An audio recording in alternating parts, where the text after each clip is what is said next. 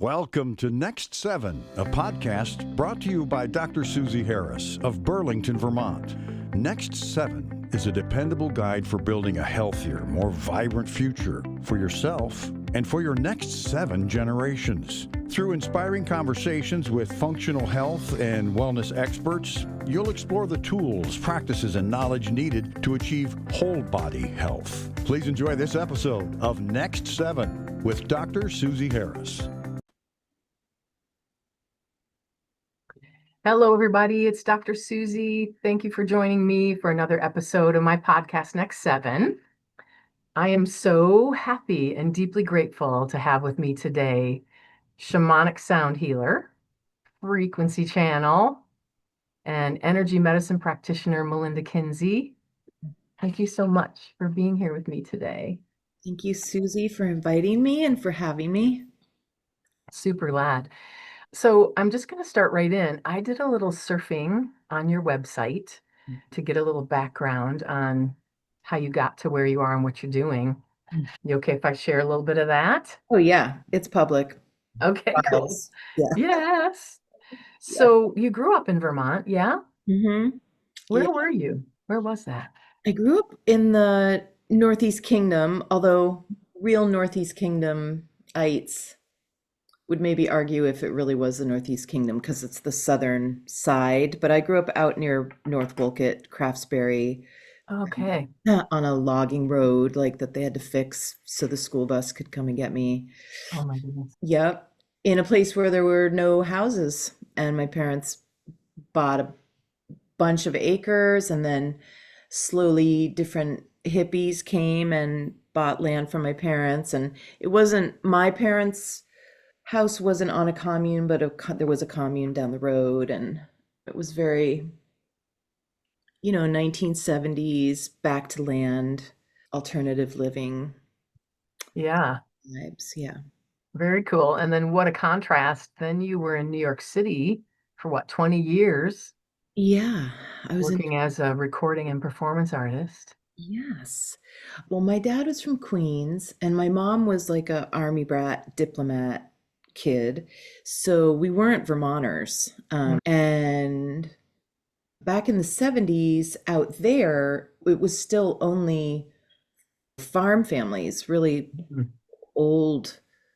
The only culture was Vermont farming. So when my parents moved there, there was a big problem.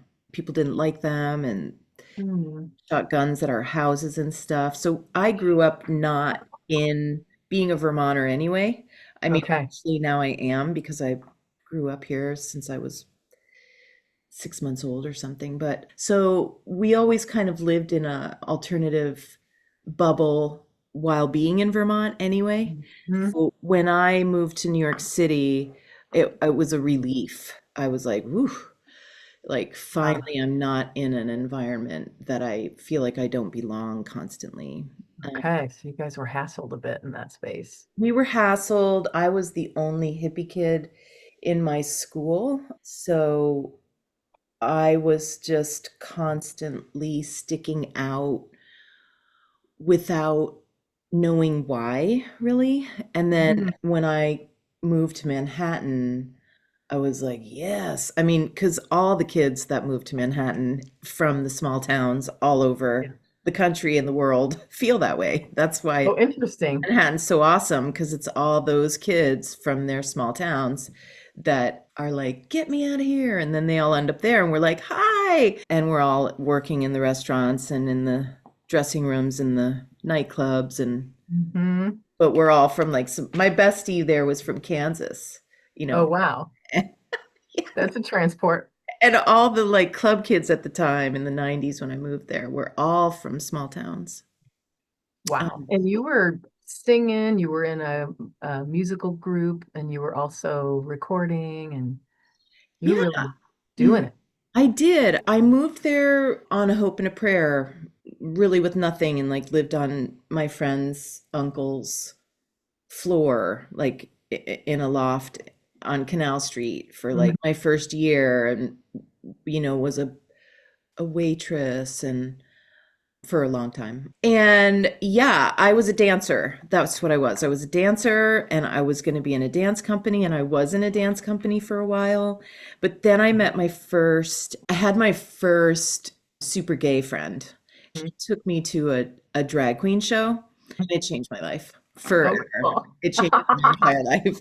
What was it? Just the He took me to the energy of Pyramid it? Club, which was like, I think the Pyramid Club just closed recently, which was a New York Oh, tragedy. But it was like, it was a week of celebrating Black women in general. Like it mhm. was, and all of these different drag queens did these just the most beautiful tributes.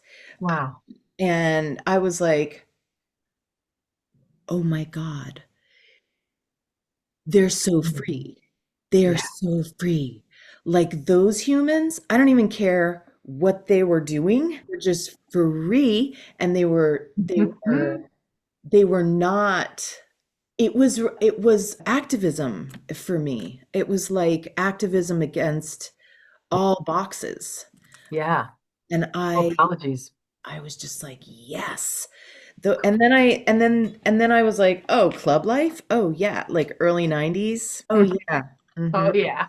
And then I got really free, and I started dancing with all the drag queens on boxes and in really big nightclubs. Huh? Nice. Yeah, it was really fun. But then I got into working the door at parties that had really specific movements happening at the parties, like New York House, Little Louis Vega. I worked the door with a Willie Ninja, who was in Paris is Burning, and was like a really Mm, famous voguer. yeah. And I kind of got into the house music scene, and then that led to a house music. I worked at a house music label as a day job. And I was like, oh, this is where I could have a day job and Mm, not be a weirdo and be with creative people and not have to change who I am. And then I mhm. got a record deal by accident. And that Awesome. was shocking and horrible because I didn't ever want to be a singer.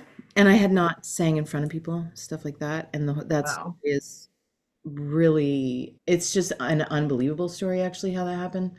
But that happened. And then I kind of just had a lot of conversations with the universe about, like, okay, if this is what you want me to do, I am going to do it. But you have to help me because I just was literally filled with terror Wow. um, by the thought of singing in front of people. I was not a singer. I had not had that as a dream. My mom Mm, was a singer, and it was like what other people did, and it was not what I did. And mm, yeah, so I lived a life then as a recording artist for a long time.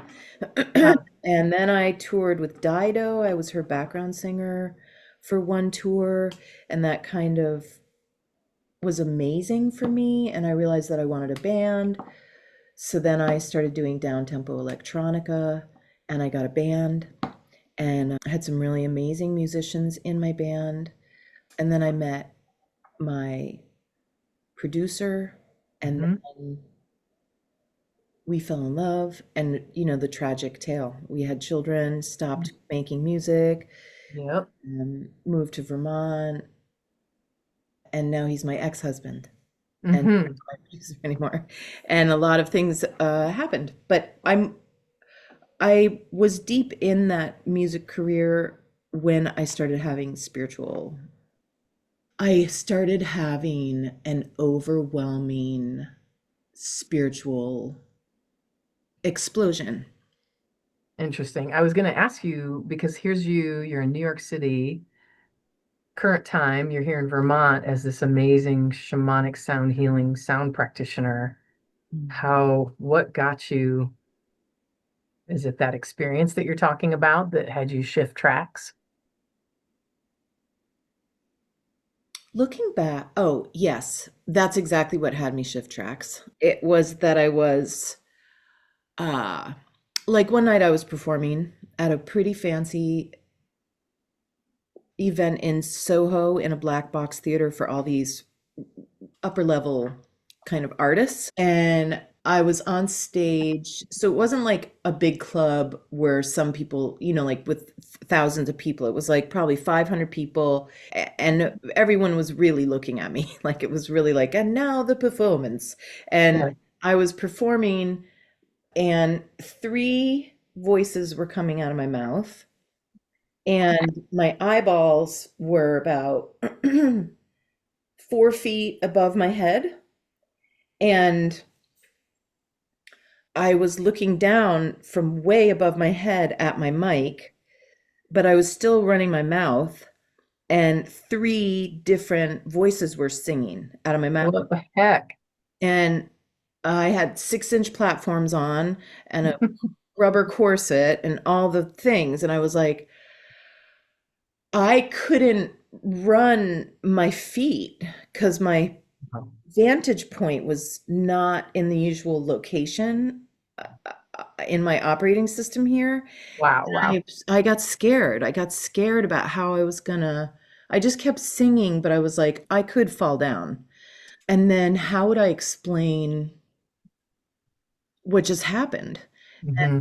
After the show, I didn't fall down, and I pulled it off. But then afterward, the producer who had hired me came and said, "Were you singing on a TV track? Did you have other vocals that you were singing on top of?" He heard it. I'm assuming you were sober. Oh yeah. It This was was, actually a daytime gig. It was during the day. wow. So he heard the same multiple voices. She did, yeah. And she was like, I heard like it was like you were singing on two other versions of yourself. And I was like, yeah, I was not singing Whoa. track. Yeah. Hmm. So that was when I started, wow. I mean, I'd lived a very rich spiritual life, as I always tell my people at Sound Sanctuary, and I tell my little story. But I grew up inside of a spiritual study, really, In your family structure, you mean? from my mother. Oh, yeah. And she would read books out loud to me about Mayan symbology and the Pleiadians, and Hmm. um, how to pull light into your body, how to generate light out from your body, how to use your brain as a workshop area, like in Silva mind control method. She'd come home from workshops with like forks, metal forks that she'd bent in this fun group workshop she went to, like in Wow. I 1982. mean, you hear about that stuff, but that's cool. I have them in my cabinet here still. I've saved those. Wow, wow. So it wasn't like for some people when they have a spiritual awakening, they have no info. It's really shocking because there's no Right. build up to any understanding of what might be going on. So I had a lot of groundwork had been laid down. Hmm. So you at Uh, least had a context. yeah, but even still, I hadn't had interactions with star beings like that. Wow. And they were so physical that it wasn't like I was sleeping and I was having a dream about it, or Hmm. I was sitting on my bed once with my newborn son, and he was teething and he was really pissed about it, his little body, and he was like, "Ugh." Baby. And this being came into my body, and she was red, and she started making sounds out of the palms of my hands with my mouth though. And Mm. I asked who she was, and she said that she was a nanny, like a like a nanny to help him integrate into the physical body. And the sounds were like into his little body, and I let her do it, and his whole baby body just Oh, relaxed, and I was like, I need help. I yeah, need this help. is getting a little real here. This is a little bit too much. Like, Wow. it was too much of a jump for my understanding of what was possible for me in the Mm. uh, waking conscious reality. Was your mom still around at that point? She was alive then. Yep. Was she any assistance for that? No, no, she and I were both we were kind of like equals, Mm. which I think I've never said out loud, and that makes me feel so grateful to her, because I often complain about what was missing for me in the mothering, but to Mhm. have a mother who would be a spiritual equal with you while totally sharing everything with me. And yeah, I would call her and be like, Mom, this is what's happened. And she'd be like, oh, I wonder if if it's this. This is wonderful. And maybe read some practices of grounding, or she just would have little ideas, but kind of, and she would call me and say crazy shit too. Yeah. That's Yeah. awesome. Yeah. Yeah. I guess maybe better than someone not getting it at all and being like, girl, we need to get you on some medication. Oh, yeah. Oh, way better. She was validating Hmm. me as a star seed, Mm. you know, Mhm. from when I was little. It Mhm. was pure validation, 100%. Yeah. And I for her. So Hmm. And so here's you having all these experiences. You decided coming back to Vermont was part of the getting help plan. I didn't decide it so much in my head. Mm. My body decided it for me. Mm. I was I was feeling it rumbling towards me. And Uh, I was firmly planted in New York, 20 years at that point, and yeah. life that had grown around me, community and career and Hmm. all that stuff. And I felt it rumbling towards me, which often I experience big change that way, where I'm like, ooh, I feel it coming. it's coming. I don't think that's unique to me. Uh, Hmm. but I would get in the shower and just cry and be like, why am I crying? And then be like, I need trees, like I need the forest. Oh, yeah. I need to drive on a dirt road. Like I need to wake up and not hear a car. Mm-hmm. Uh, and then I got pregnant with my second baby, and one day I just literally in just one moment was like, we're moving to Vermont, and we're moving to Vermont like tomorrow. Whoa. And I got on a train because I couldn't fly because I was too pregnant, Oh, wow. and came to Vermont the following day and found the only rental that was near where my dad lives now, which is here where I am. Yeah, yeah. And I just called my husband and was like, I found a place to rent. And he was like, okay, I'll pack. And then we just Wow. moved here. And it was really just the worst idea of all time because you're not supposed to move when you're pregnant or like, Hmm. having a baby because That's a big jump. well, it's such a incredible way to get Hmm. postpartum depression. Such a fantastic recipe. Yeah, just shook up your background there, all your connections and all the things you were doing. Yeah, completely remove the ground you were standing on. Yeah. Yes, And have another baby. swiftly did. And then we moved here with a 6-week-old baby, Hmm. and and I was completely lost. I feel like it's really important to emphasize those parts of the story because a lot of times, especially with spiritual things, the more visible you become, or the more you step into any kind of a teaching role or any kind of a role where people can see you, Uh-huh. we have that Western template of like um, the pedestal, putting teachers and way showers. Hmm. We have some kind of maybe white colonizer, maybe organized religion Mm. induced idea of some kind of way that that person must be better than us or more perfect than us Mm-hmm. or lucky than us or more together or something. Mm-hmm. In the truth, which is coming out now in the Western world, it's been a way of life for those who've lived close to the earth. Mm-hmm. For the Western world, it's starting to come out that true growth really comes through oftentimes suffering. Challenge, right? Yeah, I'm not stepping over the parts of you that are stuck in the dark, Mm. that are very sure that they're unworthy or broken or ugly or Mm-hmm. repulsive or whatever.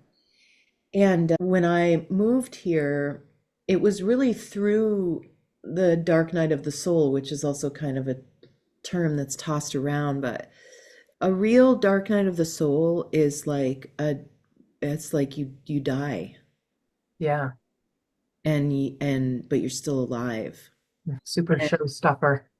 yeah, so whatever you really have that's left after you die and you because you're pretty sure you're nothing, and whatever's left there is the thing that can't die, that can't be broken. You mean like the spiritual light self that we are? Yeah. Yeah. And then people who go through a lot of suffering like that, and in indigenous wisdom cultures, that is shamanic training. You're born into a lineage of that life, and it's not woohoo. It's not, Yeah. you're not parading around like I'm better than everyone. You are trying to stay, well, I would imagine that, and I've been told that that life is a choice, Mm. but the wisdom is born through um, going into the darkest places and Mm-hmm. finding light there and finding little golden nuggets there and finding the truth there. Um, Yeah. so I had a pretty long ride of getting to do that over here in a white privileged woman's body. So just running into challenges that have you drop your identity because you're so, I mean, when I moved back to Vermont, there was a big ego blow that I wasn't Mindy Kaye anymore. Nobody knew who I was. I didn't have a record deal here. I couldn't get into clubs free because there was no clubs. Mhm. There's nowhere to go. There's nowhere to buy clothes. There's Yeah, no one, total drop away. yeah, that gets me and my thing and my ego's thing, my identity thing that was my whole thing. It was who I was. Yeah. And I carried my internal self with me. So I was I didn't really care enough about that shell to completely anchor myself to it and make it Mm. my life. But I had it. I was twirling that around, everywhere. Yeah, yeah. When I came here, there was no circus to star in over here. Yeah. Yeah. And I was just a mom breastfeeding everywhere I went all day, breast milk in my hair, and thinking I was going to do this really cool thing that cool people were doing when they moved back to the country from the city and got chickens and learned how to make sourdough bread and kombucha, and Yeah. do all that thing. And it was a concept in my head.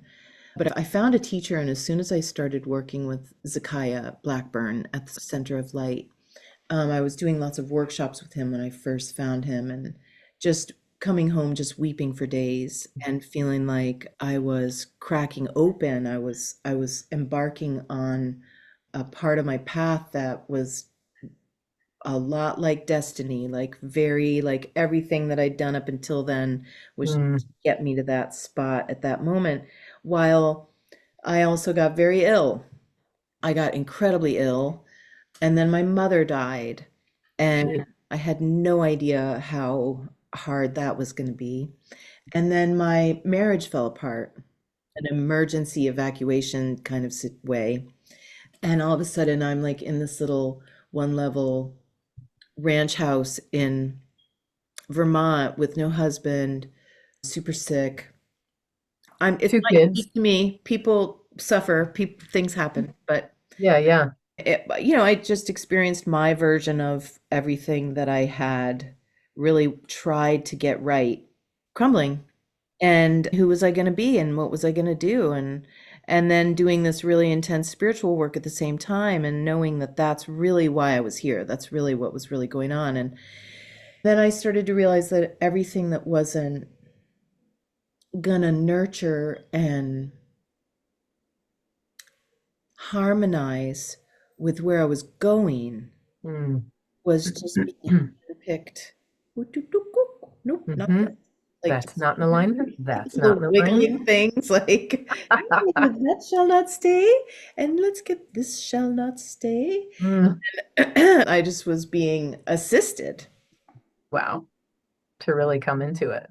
Yeah, I was asking for help. I was praying for grace and for to be shown, and it's happening. Yeah. Big. And and it felt like death, which is now happening to the whole planet. Yeah. All the old paradigms and Just ego-based identities.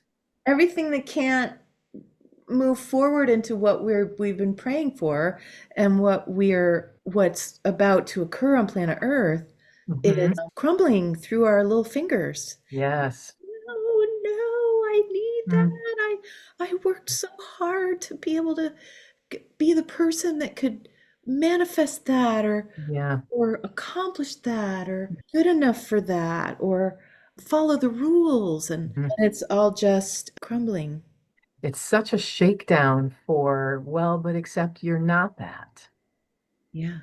So here we go, because it's so far in this like elevation of frequency and light that it's really, like you're saying, much more difficult to hang on. It's going through your fingers because it's just not going to stay in form, it seems. Yeah. I And would, oh, go men ahead. have talked about that for so long. Like I just think about the way showers that like have been speaking of this time for Mhm. thousands of years. Yes. I remember sitting in a sweat lodge with a Cherokee grandfather. This was probably 20 years ago. And he was saying then to the guys that were in the sweat lodge, it's the time to hold up your women because we're coming into a time of higher frequency, a return of the feminine, return of knowing who we are as one with the earth and each other. And it was just, like you said, and he wasn't the first of his lineage to be talking about that.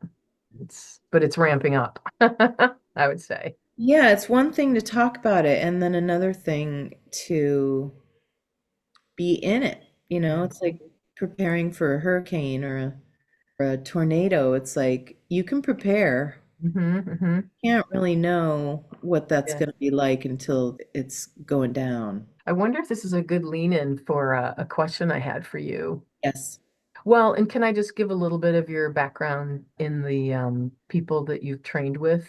100. Yeah, so I mean, 30 years of training in transformational work. You completed a rigorous, like you were just talking about, 3 year study of sound healing and shamanism with Zacciah Blackburn at his Center of Light. 2 years of a soma color therapy. That sounds cool. And you've been training with Aletheia Pistis Sophia in the Sacred Temple Arts of the Holy Sophia. Mhm.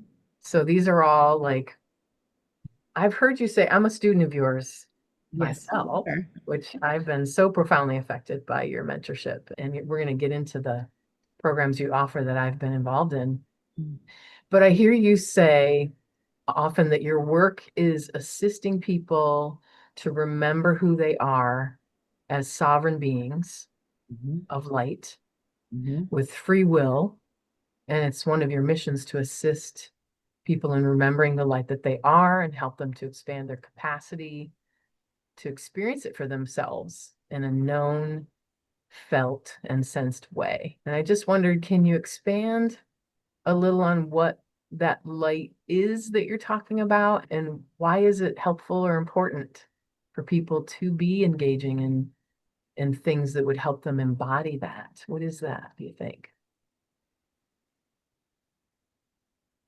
Is that too boxy of a question? No, it's a very big question. I think if I may adjust Do. the angle, For sure. just a little bit, where I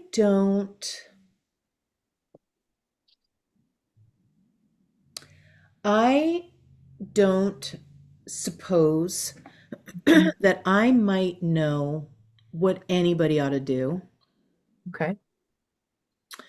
but it's been my experience, m- my experience, that when I can, when I can look from the right spot, Mhm. I see the human race as the most beautiful, tender, vulnerable, well-meaning creatures. Mhm. And even the worst of us. And I've seen that since I was little, and I don't think I'm alone. Mhm. And it has caused me and pulled me into wanting to be in service to whatever that is. Mhm. Mhm. And because I think it's there when we're born, and I think it's what's there when we die. And then I think we have this ride of surviving Yeah. and trying to find joy and trying to find purpose and trying to have a place to be as a being, as a something that matters here, and something that, or drowning in feeling like we don't matter and we can't be seen and nobody loves us and we have to do horrible shit to even get any kind of validation, even if it's negative validation or whatever our trip Mhm. is on the Mhm. ride. And in my understanding and use of the word light, there's a lot of ways, as you know, in my trainings, like in the path of light and the mentorship in particular, we kind of pull apart some of the words that we're using these days in to describe and distinguish and get inside of understandings about spiritual stuff. Mhm. But those words are being used for a lot of other things too. Like we use the light to describe that candle, and we also use it to say this is light and this is heavy. We use Oh it yeah, a yeah. whole bunch of ways in the English language. Um, and my service to the light Mm. is I am saying that I'm in service to the truth of a being's nature, the Yeah. truth of a being's soul, when all the masks are taken off Mhm. and all of the identity is dissolved and there is a being there, and there is nothing profiting or influencing or benefiting from that being afraid or stuck or in any kind of illusion or misunderstanding about what it is. Mm. And I'm in service to that. Yeah. Full arrival. Yeah, to just excavating that, not as a place to be that's perfect, but Mhm. you get all your stuff fixed and you become perfect. Mm. Right where you are, when you are actually sovereign, when there's nothing pulling your attention, tricking you, even ancient programs of Mhm. limitations, uh, Mhm. being held captive, being a slave in systems, when all of that is taken away, and the truth of what a human really is, which is right behind you in that picture also, which now science is proving also. Yeah. It's not a woo-woo concept I anymore. love that. It's so, I don't know, it's just because of I've had myself immersed in this kind of stuff for a while too, and you learn all these things, and everybody's like, well, I don't know about that, but now we're starting to. I also like watching some of our indigenous folks when they hear something like that, be just kind of like, yep, okay, No. it's They're like, about time, eh? Yeah, Yeah, okay. about Little time. brother. Yeah, little brother, little sister. Good job figuring out what we've known for thousands of years. Nice work. Yeah. So that's kind of what you meant. I wondered when you were talking about sovereignty. That's what you're talking about, is free from all of the things that take you away from that most pure who we actually are. Yeah, that we are God force on earth, that our Mm. bodies are high technology, divine working systems that are, when we talk about how we're seeing like less than 1% of what there is to see and hearing Right. less than 1% of what there is to hear and using just a teeny part of our brain and all that stuff. Like Mhm. as our consciousness expands, then we can see more of how there are lights in our brain every time we have a thought. There's an electromagnetic field around the technology of our heart that is like, the more we are able to conceive or perceive things, the more we can get to know what's actually going on here. Yeah. That there's a lot going on here that we have not even begun to. Hmm. And the idea that we're one with this planet, and outside of the material observation that we are able to muster at this time as our interaction field with reality, Hmm. just like this little do part, that we are, our home while we're in these bodies is this sentient being that presents in 3D as a spinning ball in space, as a planet, but who is like this incredibly unconditionally loving Mm. divine being who is the mother of our bodies, Yeah. and this consciousness force that's the father, and I don't mean to genderize it, but the home for our soul, and Mm. that we're in a playground of heaven as children of these divine forces. Yes. And the more sovereign we become, and we become our own, the I like to say the king and queen of our own kingdom. When the Gnostics and the religions and Mother Mary in particular has told me about taking back the garden, this Mm. first, Yes. Yeah. that this is our home, and our consciousness is speaking to us all the time inside, and we really do have a inner voices that are telling us what's true and telling us what to do and telling us who we are and who Mm. everyone else is, and cultivating the true, fair, and just king and queen rulers of our kingdom, which can only happen through shadow work and inner work. So otherwise we have the patterns that we've learned, which is like, get your shit together, and Yeah. All the voices. you're Yeah. better than them, you should rise above, and you're Mm. smaller than them, you should become invisible, and Mm. blah blah blah blah blah. Yes. And coming into the voice of God in ourselves, and we're in tune with the real guidance system, then we're really able to be in our hearts and know what is aligned and what is not, and what is true and what is not, Yeah. and who we are and what we're a part of here, and how much we love our brothers and sisters. Yes. And how much we're co-creators of the reality we're in. We don't have to have all this nutty, low vibe war and starvation and drug addiction and stuff. That's, I think, manifest from us being not getting rid of the influences that are taking us away from that light being that we are, that you're describing. Yeah, Let's co-create this thing, man. let's do it, man. Being done, I think. Yep. Yeah, but then we can become the ground crew that's tapped in, like Mhm.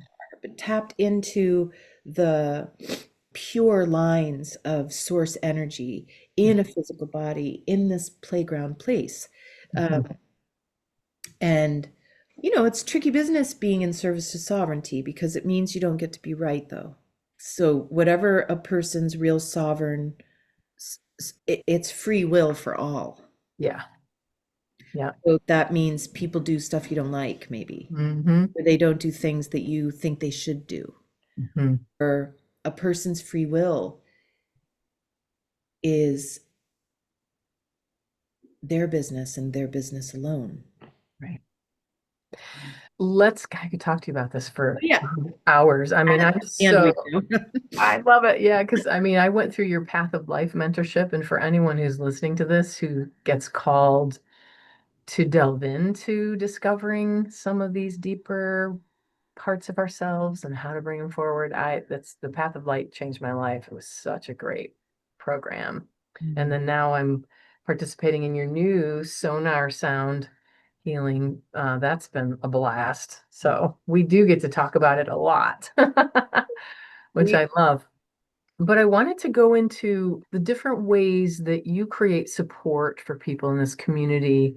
Because as a healthcare practitioner myself, trying to make sure people get access to functional root cause medicine to achieve what they're trying to have in their well-being.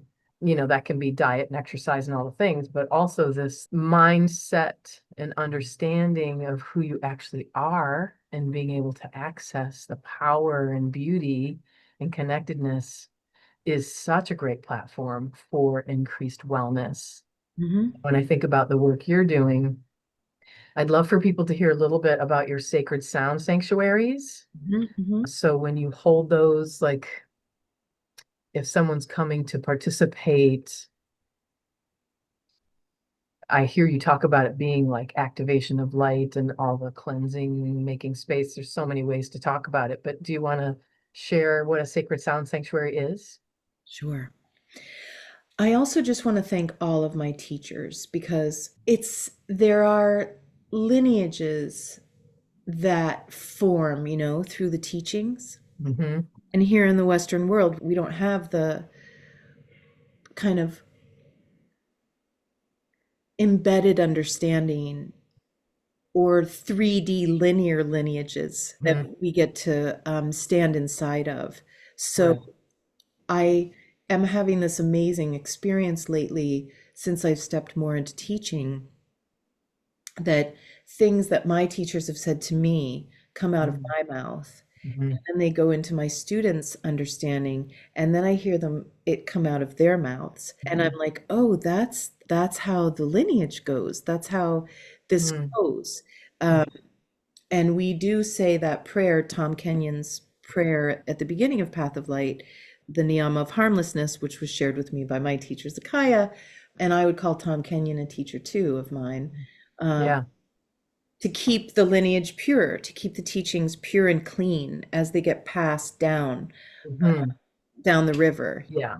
And so I just want to acknowledge all the teachers that you named, and other teachers I've had, my mom, Silva Mind Control Method, Alethea, Tom Kenyon, Zacciah, the And technology you mentioned Prince in there. Prince. Which I Prince love. he was a teacher of mine through Yeah. an unfortunate moment, but also through following his art actually through the years, which really I've been his embodiment of symbols Mm-hmm.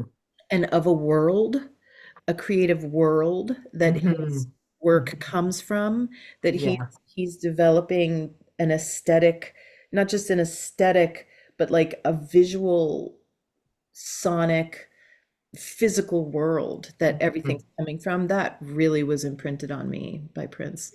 But I just want to really acknowledge all my teachers, Mm-hmm. from the heart of my heart. Yeah. I was met by their teachings at times when Mm-hmm. I was both blossoming and unanchored and drifting at sea. And um, I owe them my life. So I just want to say that. Found. And I want to acknowledge that a lot of what I teach and a lot of what I do is a culmination of what those people worked their whole lives to cultivate in the most honest way that they could. Mm-hmm. Mm-hmm. Um, I'm like a hybrid seed, and Mm-hmm. you are too. And then it just Yeah. goes on and on and on. Sacred Sound Sanctuary is I developed it while I was in the training with Zacciah Blackburn, and I thought it was going to be just me doing regular sound work, like sound bath sound work with crystal singing bowls and vocal voice and all the tools, medicine drum and everything. And I started to understand that I was having kind of a different kind of experience with the energetics in the room than some of my colleagues. Mm. Not unique on this planet at all. But when I watch some people working with sound from other cultures, like for instance the Icaros from the Ayahuasca. yeah, the ayahuasca, but specifically the oh man, I can't remember now. What is that? I'll get back to it. I'll remember in a minute. Specifically, a tradition that's one of the many traditions that people are learning from these days in sitting in ceremony with plant medicine, ayahuasca specifically, where the sound and the songs aren't music, they're a fabric Yeah. and they're a map and they are a vehicle for instructions, Mm. codes, and Bring it chills when you talk about it. and alignment. Mhm. They can be like a energetic chiropractic alignment for the Mhm. soul with the physical form and the divine energies. Mhm. Our understanding of sound is just like exploding right now on planet Earth, but it has been being used in this way for a very, very, very long time. And when you even study like the origins of language and letters and Mhm. words, it all comes from kind of this much deeper understanding of the true holographic nature of sound. Mhm. And so Sacred Sound Sanctuary is a group sound journey that happens in a multi-dimensional container that I create before people arrive. Sometimes I'm instructed to do it with all the people in the room, it depends. And it's highly anchored to the forces of creation so that while I'm channeling and tuning into all the energies that come to work with all the people and the bodies that are laying down in that room, Mhm. I can be focused 100% on sounding all of these energies and these great beings who come to love everybody up and do healing work on them without Mhm. having to worry if or guard the space also. So there are guardians that are put in place. There's an anchoring system in place so that every teeny tiny sliver of energetics that are in that container are in service to all of our divine blueprint and our free will. Mm. Nothing being done to anyone. Yep. There is only aligned work that I trust everyone that comes to Sacred Sound Sanctuary, that's what they came there for. Yeah. So what it looks like is it looks like a sound bath. I like have an altar, roll with a pretty big altar and all of my sound equipment, as you know. And Yeah. I talk a little bit about sound and how to get the best access from the work and who Mhm. I am and all that stuff. And then I do a sound transmission that is about an hour and a half long. And I walk around the room and I work on individual bodies.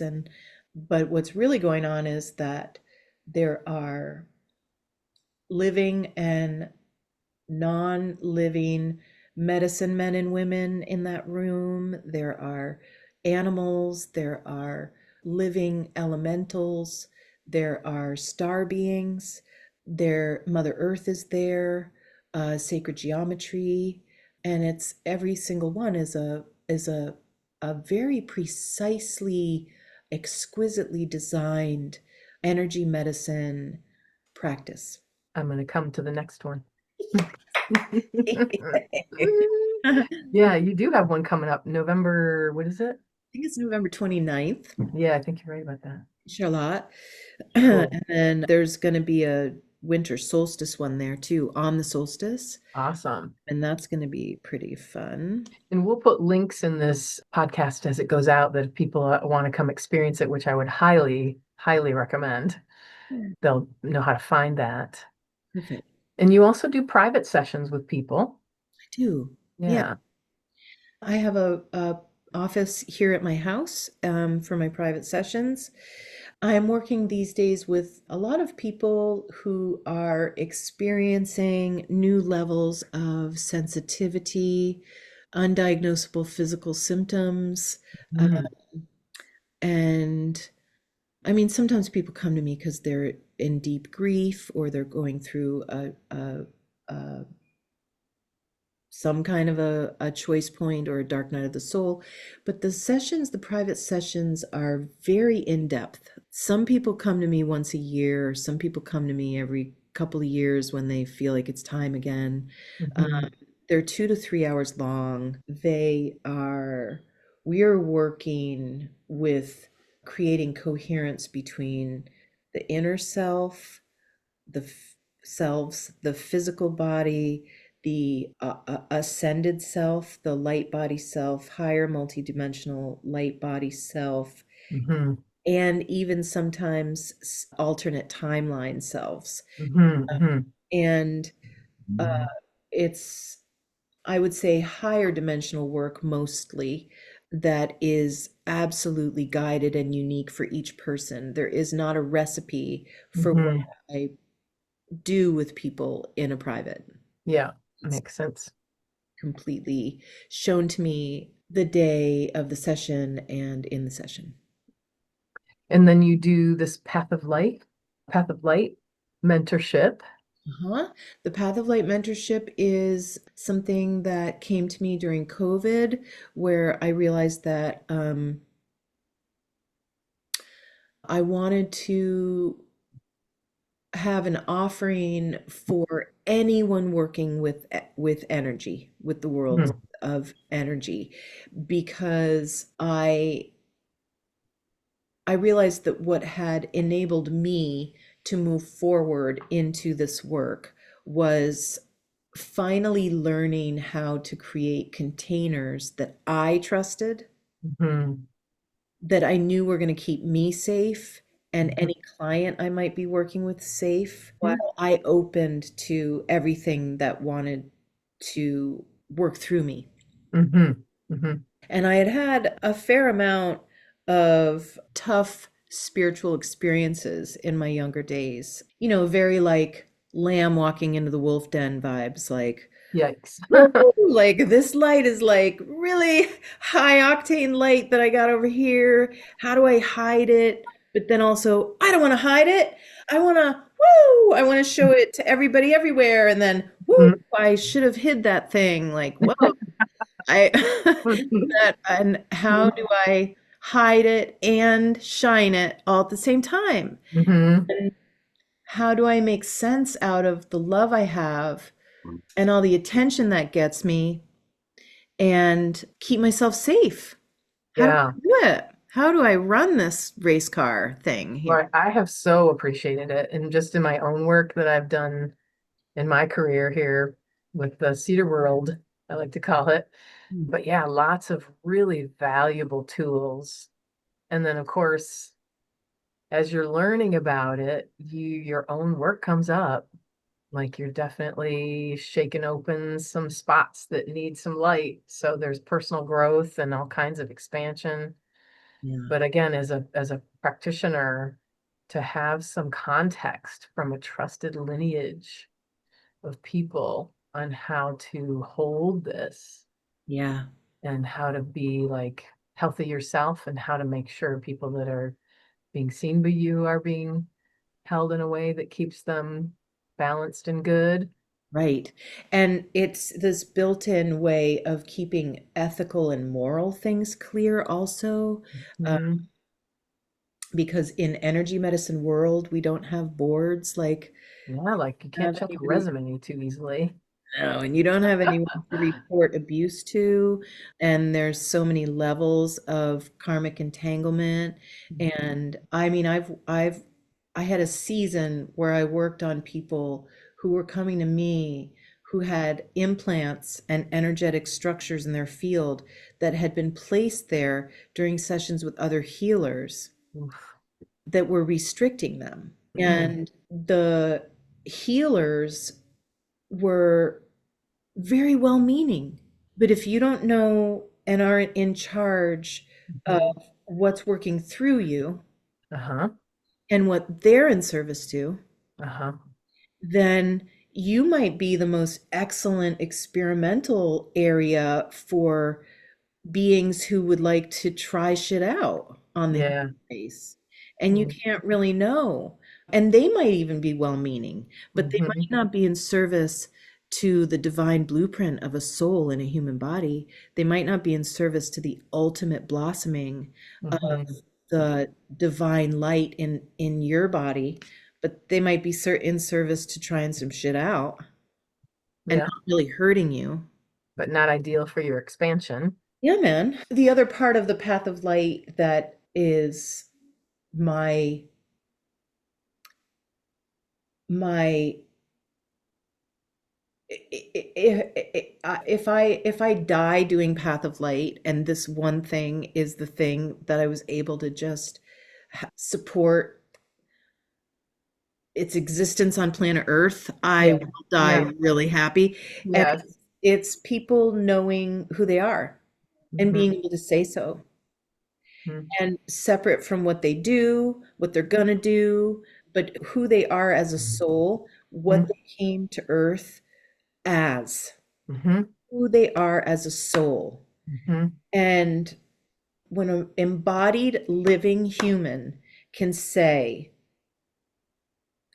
I, here's my name, and I am stepping into my spot of remembering who I actually am. And who I am is I am a soul who's in service to um, the earth, or I I align with the sound of babies laughing and the peepers in the spring and the Mhm. force that makes bulbs turn into flowers, Mhm. or makes people hold hands when they don't even know each other and they're afraid. I don't know, I whatever love a that. person's real love is, regardless of who they've been in their life or what they've done or even what they're gonna do, if they can say, this is who I am and I know it, it's a victory. It's a victory for the forces of light on earth. It's a victory for the human race. And Yeah. that is one of the fundamental parts of the path of light. Yeah. I will say that was probably one of the most profound pieces. And we spent a lot of time on that. It seems like a simple concept, but coming into who are you actually and who and what are you in service to? And I'll say for myself, as I came through that process with your teachings that you shared, I felt like I got grounded in a truth space that was so connected to God energy and Christ consciousness that I'm in service to, that it just had a lot of anxiety fall away, a lot of when you know who you are, there's just you feel held by the larger love and less tossed around by the question, who am I? What am I supposed to be doing? Even if you're going to do multiple different things in the physical, but that baseline anchor into who you are as a light being and what you're in service to. It just something clicked for me. Mm. I saw my work in here improve. I saw my friendships improve. I saw, my relationship with myself improve. Mm. Just super deep reaching, cool stuff Mm. and That's in service to such a bigger thing, that connectedness that I don't know, I have this vision that as we as humans become more awake about who we actually are and what's possible in being able to co-create reality, we can lift this place right on up, yeah. or at least be a part of holding space for it to do what it's going to do. I don't know that we do it. Yeah, I think once we become unsusceptible by anyone or anything telling us who we are or what we are, Mm-hmm. and we've done the work to know for ourselves, Yeah. and we've excavated it enough Mm-hmm. and tossed it out, and then it comes back. Mm-hmm. Oh, it's ongoing, isn't it? Yeah, I tried to pound it down, and it's just is Mhm. really, you have to accept and surrender to the truth of who you actually are, and then Mhm. nothing else, nothing can tell you, Yeah, that's pretty powerful. and then you're free. Nothing can Yes. manipulate you, and it takes you out of the game of slavery where you are only as good as what you do. Mm. Mm-hmm. And I remember being in Africa, and I was in this one area of Senegal where there was like different dialects every 5 miles. There was a different dialect. Mm. And I was with this one woman, and she spoke English also, and she was explaining to me that in this one region where I was, or maybe more than that region, they didn't have words for what do you do. Oh God, wouldn't that be nice? So it wasn't a part of meeting someone. You didn't ask Yeah. them what they did. What do you do? You say, "How are you? How do you feel?" That's what they would say. Mm, "How do you mm, mm. feel? How's your heart? How's your family?" Mm. I love that. And then that's the picture of who you are that you Mm. give. Working our way back to that. Come on, everybody. Yeah.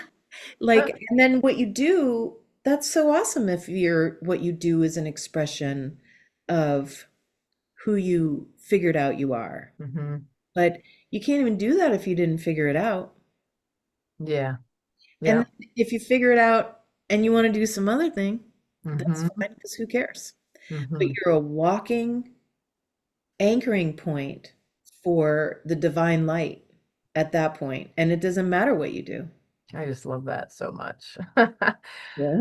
I got it. I pull it into like, I watch people come in here and they're doing all the right things. They're eating well and they're working on their relationships and they're doing all the things. But this baseline piece of connecting in to your truest light self is where all the good juice is.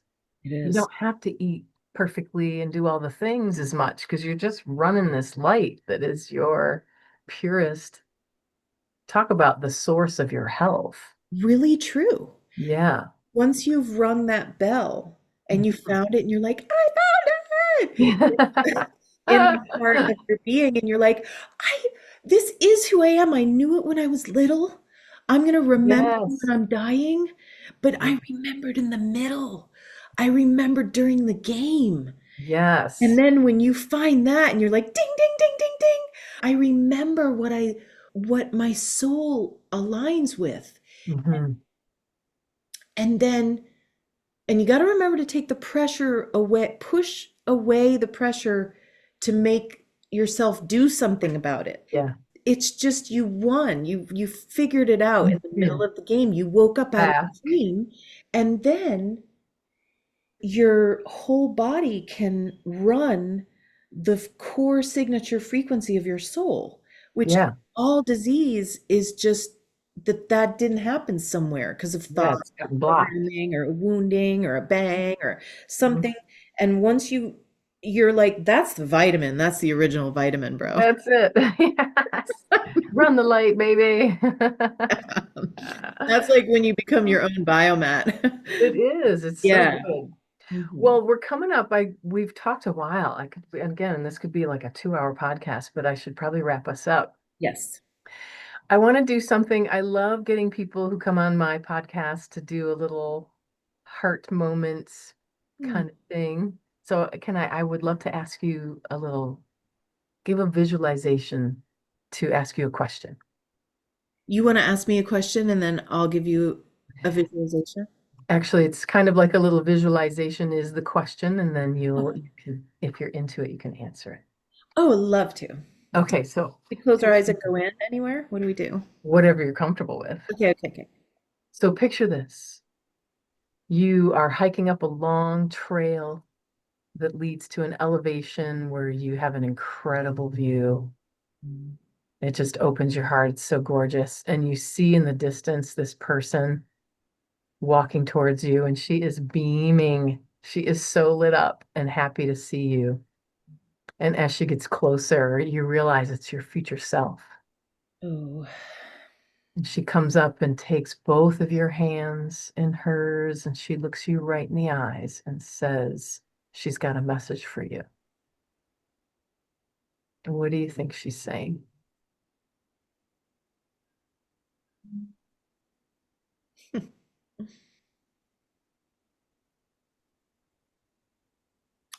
are you ready for all of the things? Say it. So while I was walking up the trail up to the top of the mountain, there was a very large white mountain goat with like the Mm, arms like this and cool. really big goat eyes. It came and stood next to me while we looked out. And then the first being that came towards me was Kali. Mm, She was very alive. And my inner youngest, wisest, inner younger young self brought her. mm. And and I was like, oh no, is this my future self? Like, oh shit. Well, I accept it. And then it was like, nope. And she stood next to me. And then the self that came towards me, she came towards me as a futury looking kind of Atlantis, white haired star being human. But then she shrank down into this really old lady, old me. And she was really short and really wrinkled. It's going to make me cry. And she took my hands and she looked in my eyes and she said, I love you. Mm. We did it. That's what she said to me. And so it is. Yes. Oh my God. I just adore you. I adore you too, Suzy. Thank you so much for coming on and taking the time to share all this delicious energy and just to kind of show people what's possible if they want to explore your work and for what has shifted the planet for you being on it, doing your work. Oh, And all your beautiful teachers, I have to say again, as a student of yours, it's such an honor to have such a connection to the lineages that you are holding so precious and sharing in such a clean and impeccable way. Thank you so much. you're so welcome. It's my honor and my joy, really, and my pleasure because it was really fun. Mhm. And thank you for working with me and for all the great work that you're doing and that you will do. Thank you. You're welcome. And so if people want to find you, there's melindakinzie.com is your website. Yes. And you're on Facebook as Melinda Kinzie. Yes. And your email, info@melindakinzie.com. Yes. Yeah, so I invite you to check this out, you guys. There's a lot of great ways to explore this work. It's profound, and I don't think you'll regret it. Thank everyone for coming and being a part of this podcast episode. Again, my name's Dr. Suzy Harris, and this is my podcast, Next7. I thank you so much and enjoy the rest of your day. Bye. Thank you. Thank you, Melinda. Thank you so much for tuning in to Next 7 with Dr. Suzy Harris. We hope you enjoyed today's conversation. Please stay connected with us through social media for updates and behind-the-scenes content. And don't forget to like us on YouTube and Facebook and share us with your friends and family. Be sure to subscribe so you never miss an episode.